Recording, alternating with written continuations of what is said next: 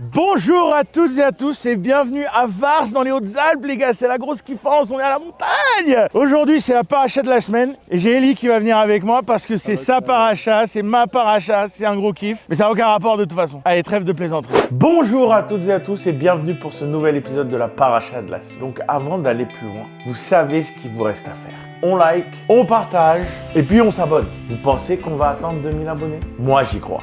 Jingle!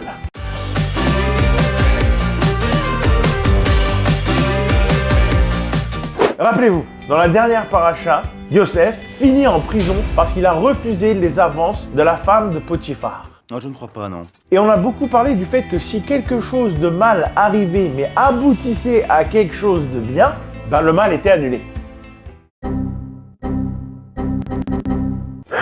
Donc Yosef est en prison, mais on sait qu'il a un don. Je suis le grand monarque. Il interprète les rêves. Puis ça tombe bien parce qu'en Égypte, il y a un gars, il a des rêves un peu chelous.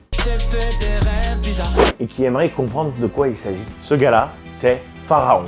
Rien que ça. Donc Yosef est amené vers Pharaon et doit interpréter son rêve. Bon, déjà le rêve de Pharaon, c'est quoi? Il y a 7 vaches maigres. Elles dévorent 7 vaches belles et grasses. Mais elles restent maigres. Et après, il y a 7 épis de blé maigres et brûlés qui avalent 7 épis de blé sains et pleins. Autant les vaches, tu peux dire c'est du cannibalisme, c'est possible. Autant les épis de blé, je vois pas comment ils peuvent manger un autre épi de blé. Non!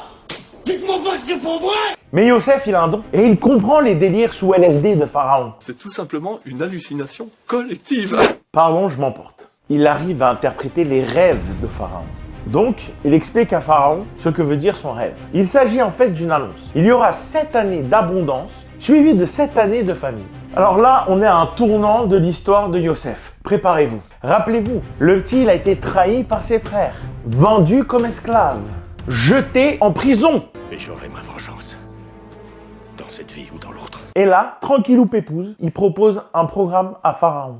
Ce soir, votre programme télé dans votre télé. Sur la chaîne politique.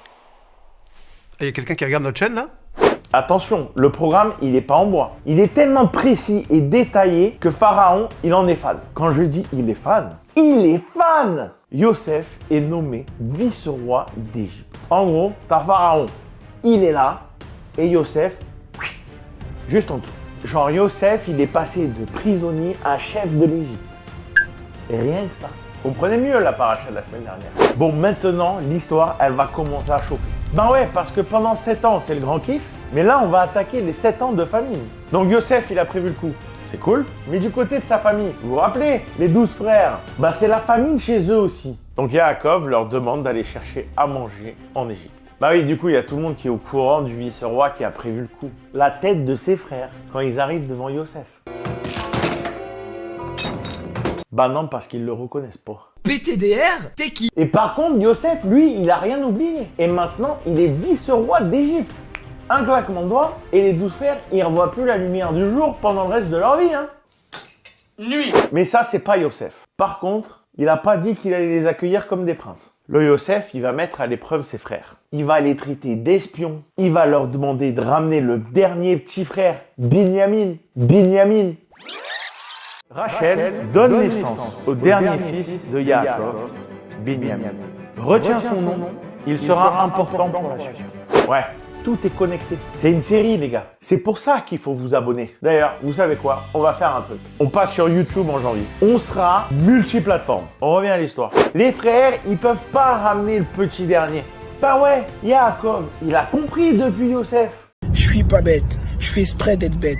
Toi, t'es bête. C'est pourquoi? Parce que tu crois que je suis bête, imbécile. Le dernier, faut le protéger de tout. Donc Yosef, il garde un frère en otage. Au passage, il leur donne du blé sans prendre de l'argent. Et ils reviennent avec Binyamin. Et là, tout le monde est invité à dîner. Normal. Alors là, ils ont toujours pas capté que c'était Yosef, hein. Mais Yosef, il a toujours son plan en tête. Et il va faire croire que Binyamin, il a volé des trucs. Et Yosef annonce que Binyamin va rester et devenir son serviteur.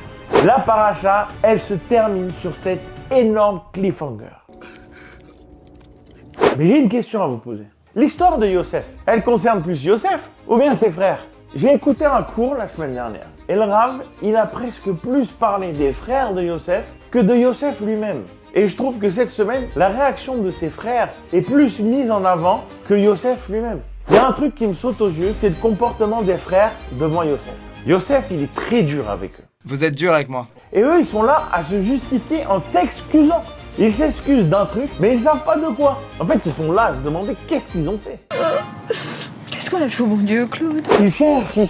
Mais à aucun moment, ils vont se dire c'est vrai qu'en fait, on a vendu notre frère et en même temps, on a fait croire qu'il était mort à notre père. Si, mais à demi-mot. Et ils vont se dire qu'ils ont été cruels avec leur frère. Ah bah quand même! Mais c'est fou parce que là, on voit un comportement typiquement juif. Vous voyez, quand un juif est accablé par une épreuve, il va toujours chercher à comprendre pourquoi il a mérité ça. Il va chercher à comprendre les raisons pour trouver une solution. On a parlé de ça la semaine dernière. Quand quelque chose de mal nous arrive, il faut aller voir au-delà. Il faut essayer de comprendre, de voir beaucoup plus loin.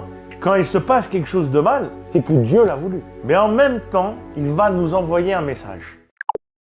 Mais non, pas ça. Un message caché, une rencontre, une discussion avec quelqu'un. Un truc là autour de toi. Faut ouvrir les yeux un peu. Regarde autour de toi et tu verras de quoi il s'agit. C'est toujours dans sa conduite morale et religieuse qu'un juif va chercher l'origine des épreuves que le destin lui inflige. Donc oui, les frères de Yosef, ils auraient dû comprendre l'embrouille. Quand le vice-roi d'Égypte, comme par hasard, demande à garder Binyamin, le petit frère, le dernier de Yaakov, l'autre fils de Rachel. T'as compris, les frères? Ils auraient dû comprendre cette embrouille. Allez, c'est tout pour cette semaine. C'est déjà pas mal, non? Voilà. Les gars, on dit quoi pour Shabbat? Shabbat Shalom!